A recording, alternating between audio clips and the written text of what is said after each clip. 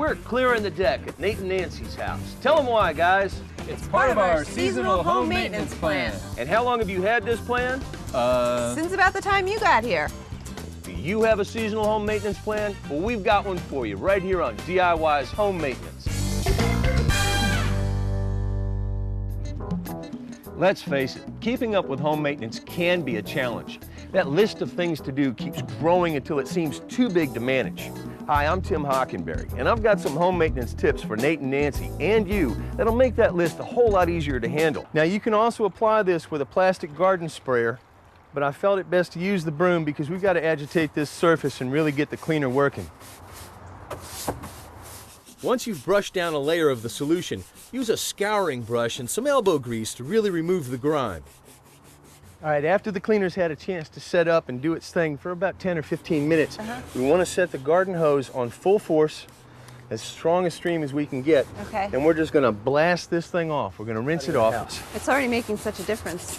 Who'd have thunk that the deck was colored wood? Holy tamale. Nice. Rinse the area at the highest setting for several minutes to make sure you remove all the cleaning solution. Then pick another area of the deck and repeat the process.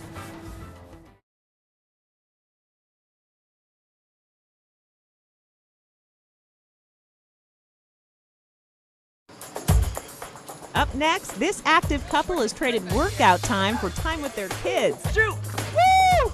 But they still need a way to flex their competitive muscles close to home. We'll coach Matt and Heather on turning a spare room into a state-of-the-art home gym. Girls, we're connected. With futuristic dumbbells and a computerized device that can act as your personal trainer. This is awesome. Right now on Tech Out My House.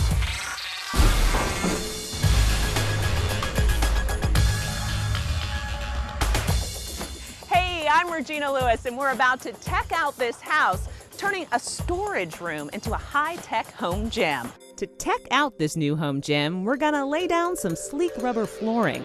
We've brought in our tech expert, Ryan Lampel, to start the tech out. All right, one great way to get the room looking and feeling right is to have a floor that's right for the room. This is an interlocking rubber floor. It's non-slip, easy to clean, and very flexible. It does look flexible, doesn't it? All right, look at that. The tiles need to be laid from the center out. So Matt measures and marks the center of each wall, and then he and Ryan snap a line between the two opposite walls. All right. They then begin laying one row of tiles along the center line.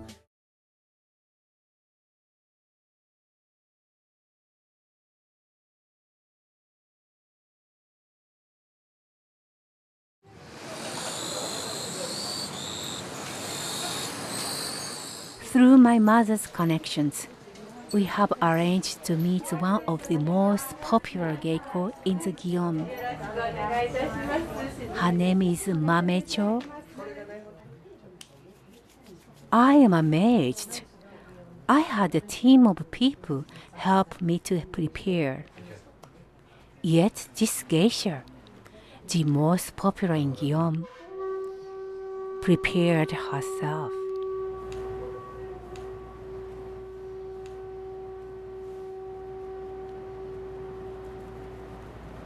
まあ、昔はね、芸妓さんパトロンがあって芸さんが成り立ったってありますけど、そういうことやっぱ意識してあります？まあご縁があればですけど、自分でもやっていけるかなってやっていかなあかんなと思ってるさかいに。なければなければ。なければないっていうか、もうほとんど今お遍路したらね、そういうのね、スリムですね。最近ちょっと嫌なんだ。Once Mamecho is prepared, we were treated to an impromptu party. I can almost imagine my father sitting at this table, sipping sake and enjoying the games.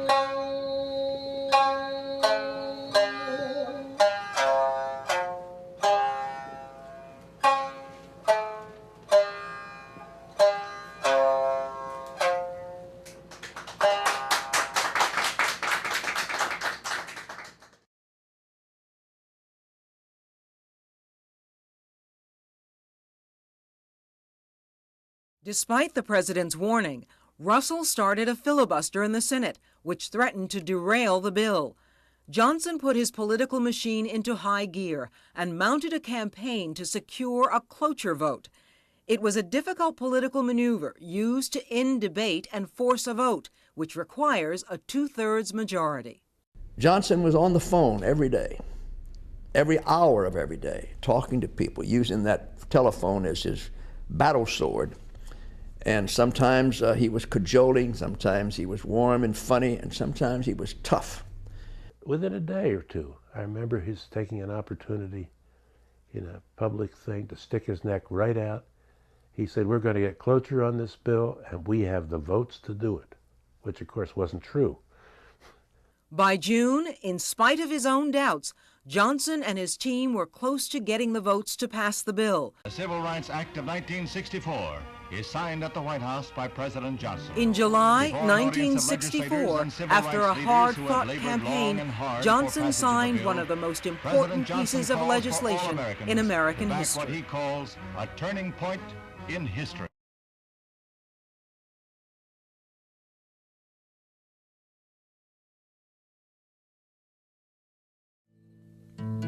Flight training began in late September.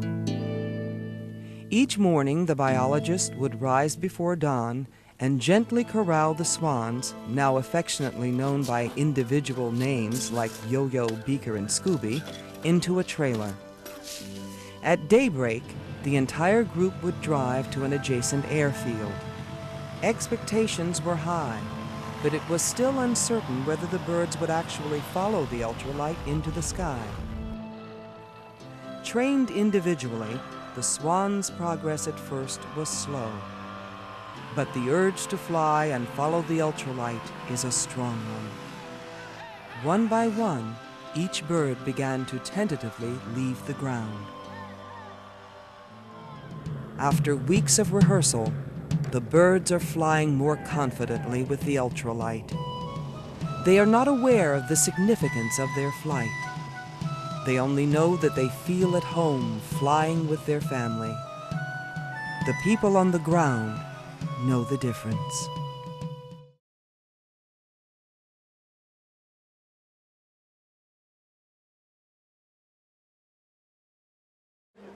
Today's environmentally conscious homeowners can rely on technology to help them understand and manage their home's energy use. Several such technologies are showcased in the New York Institute of Technology's Smart House.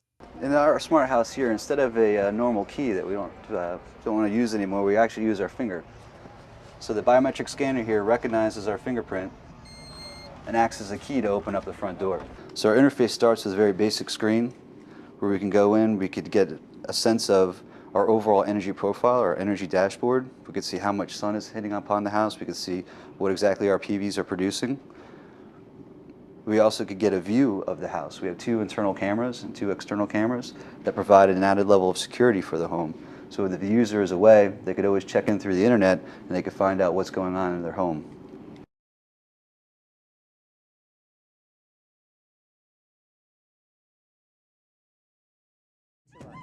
For the Virginia Indians, there is a huge unresolved issue. Their ancestors literally helped keep the Jamestown colonists alive, yet their tribes have never received the official recognition from the United States government that many of the Western tribes enjoy. We, the Virginia Indians, were here with first European contact. We are the last in the United States to regain sovereignty. There's just something wrong with that. Other tribes that met the colonists and the United States citizens after we met them, they have achieved sovereignty, and sovereignty that we do not have. My immediate predecessor, Chief Arthur Leonard Lone Wolf Adkins.